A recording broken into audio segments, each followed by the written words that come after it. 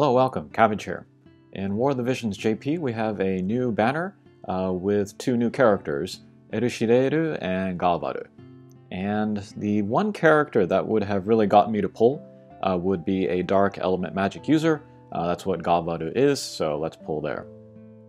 But first, a little bit of an update on some units that I'm working on. One, like I said in the last video, I got Rob to Limit Break 4, so I'm working on getting him to 89. He'll be good for the raid later this week. Very excited about him. But as you can see, my light box is not super strong. I don't have a lot of the limited time characters, so I could use Elsirelle for that. And then the other character is Howlet. Finally pulled him the other day. And I changed all of my Mog coins in order to get his shards, so he's sitting at Limit Break 3 right now. Very much looking forward to using him, and now that I have him, I don't mind that I missed Halloween Leela, so that's cool. Very excited to have him. Alright, but let's look at the new characters. We'll look at their Limit Break animations first. This one's pretty funny. She falls asleep and then kills everybody.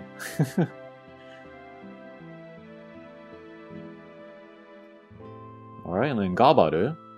They are on the same banner, which is kind of what I wanted, purely for selfish reasons, because I wanted fate to decide for me which character I was going to work on. Usually I hate it when the two characters are put together, because, you know, I usually want one more than the other. But here I'm about half and half. Although, again, I would like Galvadu more, because he fits that Dark Element Magic user thing that I wanted. I think also his Trustmaster is better. And then he'll also be good for the rare raid. I usually like to go through the rare raids rather than the regular ones, so that's why I want him. But we have something very special here. This is a 3-step step up, and then on the 3rd step you will get one of the two characters guaranteed. This is amazing, and I think it's very smart. It is 1 week before the 1-year anniversary livestream where they will announce some crazy things. So usually, you know, people are saving up for that big anniversary. But here, they're given a very nice deal and sort of, you know, try to open your wallet a little bit while most people might be saving. And so this is very generous to give you a UR unit guaranteed just 3 steps. We haven't seen stuff like that since like Ramza or Cecil. And yeah, since I want both characters, this is a great idea for me to pull. I can't really guess what's going to come with the 1-year anniversary. We'll probably get another premium unit, cost 100, but I'm not going to pull for that. I don't want to pull for anything with a super low pull rate. And then there might be a collaboration, but we don't know which one it could be. Like 7, I'm not a fan of 7, so that would be pretty easy to skip. But, you know, what if it's 6? What if it's 12? But yeah, can't really guess what's going to come, so I just have to look at what's in front of me right now. So we'll pull here. And then after I pull, let's go to the website, one of the websites, and then look at their abilities for the two. We'll do kind of unit overviews for both of them. And as for my pulling plan, if I get one or both the characters the first step, I'll just stop there. If on the 2nd step I pull one or both, I'll pull the 3rd step as well, because that would either be shards that I'm going to pay that same price for anyway, or it would be the other character. And then I would have the wonderful agony of having to try to build the 2 characters at once. But anyway, let's pull, let's see what we get. Guaranteed you are on every step, so that's cool.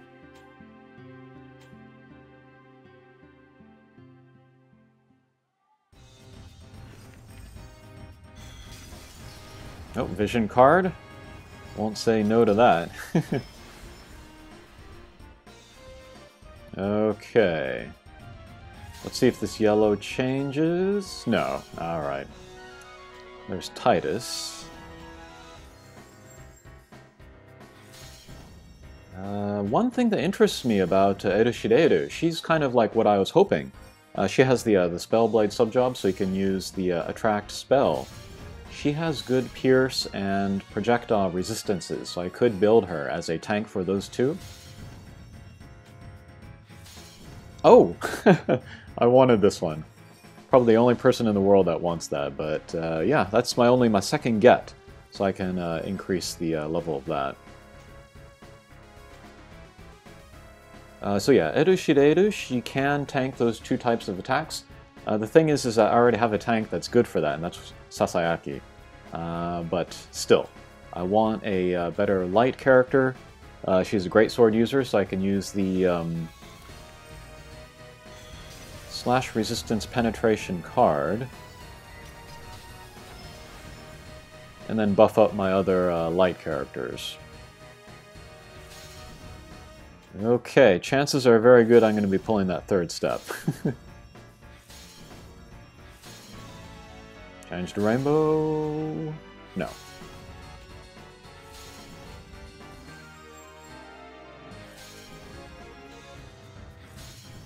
Okay, fine, fine. That's a good card. Give you more AP.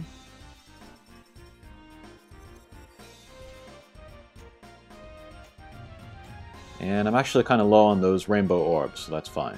Okay, last pull. Let's see who we get.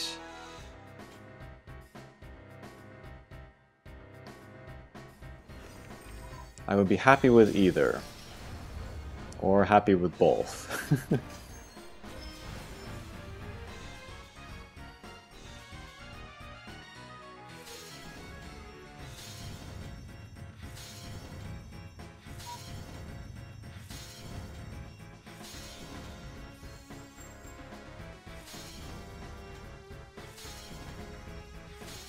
Okay, let's see what we get.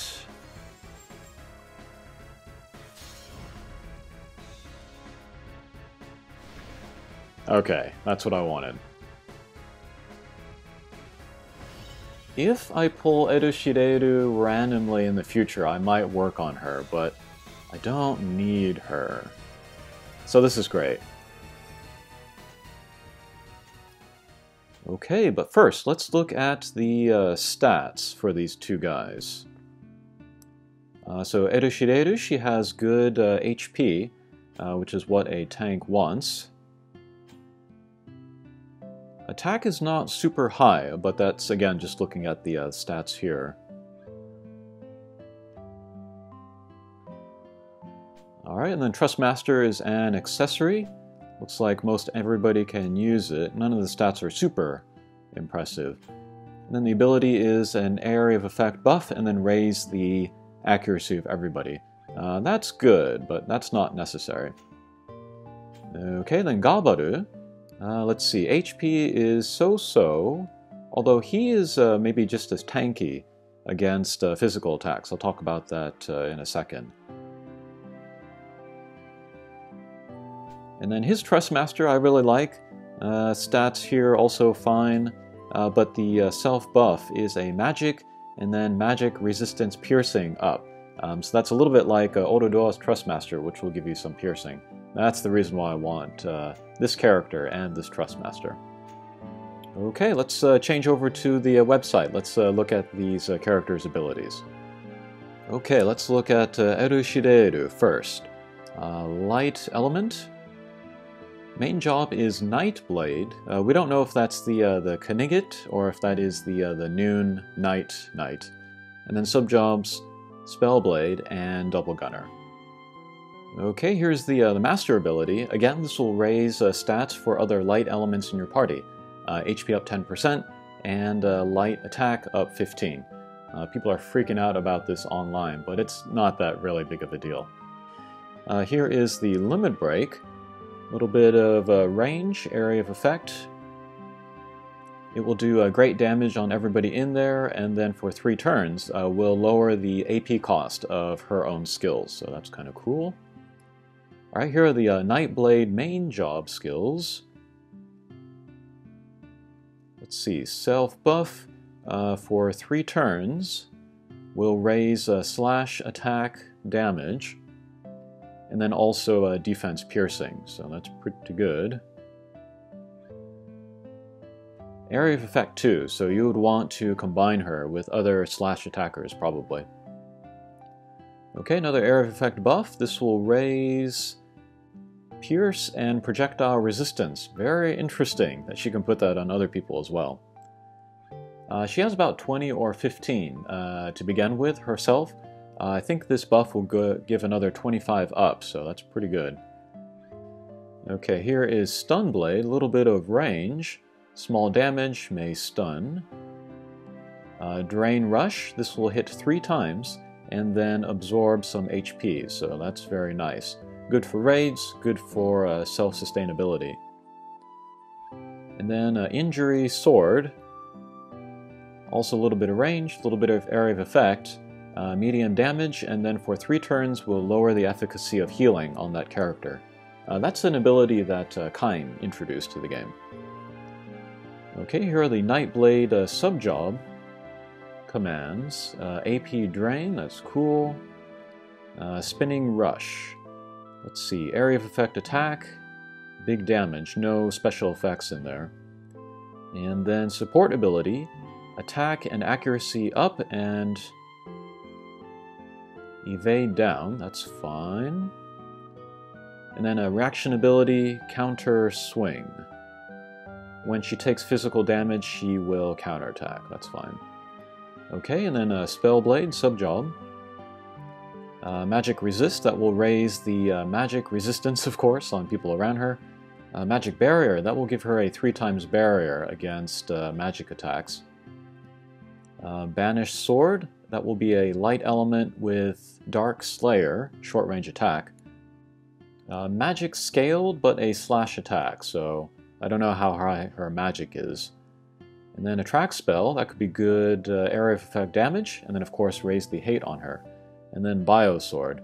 So she doesn't have Banish Sword, she doesn't have Chicken Blade. And support ability, Magic Resistance up, and then also Dark Resistance up. And then reaction ability, when she is hit with a magic attack, she will mitigate some of that damage. And then a Double Gunner, sub-job. Stun Shot, that's the TP skill that can maybe stun. And then, let's see, self-buff to raise evade and defense. A little bit of a range attack here. Here's the 2-hit, the double shot. Here's the split shot AoE attack, and then the horizon shot, another AoE attack. Let's see, support ability, raise projectile damage, and then a tune-up that will give her some defense piercing. I think you want that on her most of the time. And then, let's see, that shot where she hits people before she is hit. I don't always love this, because sometimes she hits her teammates. Don't usually like to use that. Okay, there are her resistances, 15 for Pierce, and then 10 for Projectile. But she'll get +5 on both of those from her Master ability, so yeah, 20 and 15. Resistance to Poison and Stop and Don't Move, those aren't terrific. But yeah, if I got her, I would maybe use her with the Spellblade sub-job, raise her Pierce and our Projectile Resistance, and then go hunting for those characters in Arena. But she can equip the Rune Blade in order to get the slash resistance as well, so you could make her kind of multi-resistant. I'll have to wait and see how her damage is, if she's truly a bruiser or if she's more of a tank.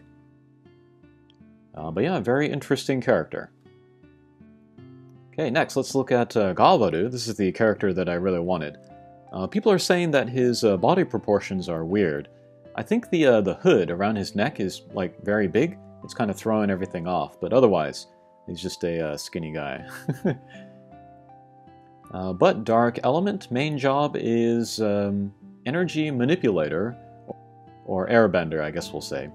And then sub-job is the Power Word. That's the same as Summer Kiton. And then other sub-job is the Red Mage. And in a nutshell, he looks like a physical attacking unit hunter with magic. But yeah, we can see recommended cards, stuff to raise his magic, dark attack, stuff like that. Recommended espers again, magic up. And then master ability, this will raise stats of other dark units in your team. And this is actually better for my account. than Erushireru, because I have more dark units to use him with. And then Limit Break, this is goes in a straight line, also does piercing, but magic scaled and a magic attack, big damage, and then a spirit break. And then most of his skills are going to be the magic scaled with the magic attack, so he's kind of like a straightforward magic user. I was kind of hoping that he would be a magic scaled strike attacker, but you know, whatever. Magic attacker is what I wanted, so that's what we get. Okay, here are the Airbender main commands. This is a TP skill. This will move him to that space that he selects, and then also raise his resistance to breaks. That's pretty cool. Another TP skill, this is a self-buff. This will give him a physical ×3 barrier. That's kind of similar to Kitufe. And I think we might see a lot of similarities between Kitufe and this guy.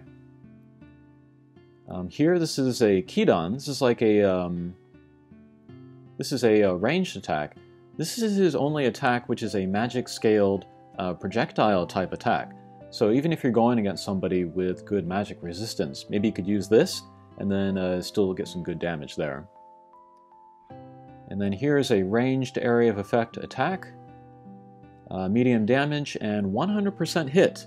That's very, very cool. So that's another similarity to Kitufe.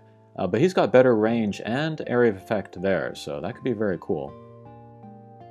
Based on the impression that I get from his write-up, his accuracy is not very high, but he has a couple options for 100% hit attacks, so he can still go after evade characters.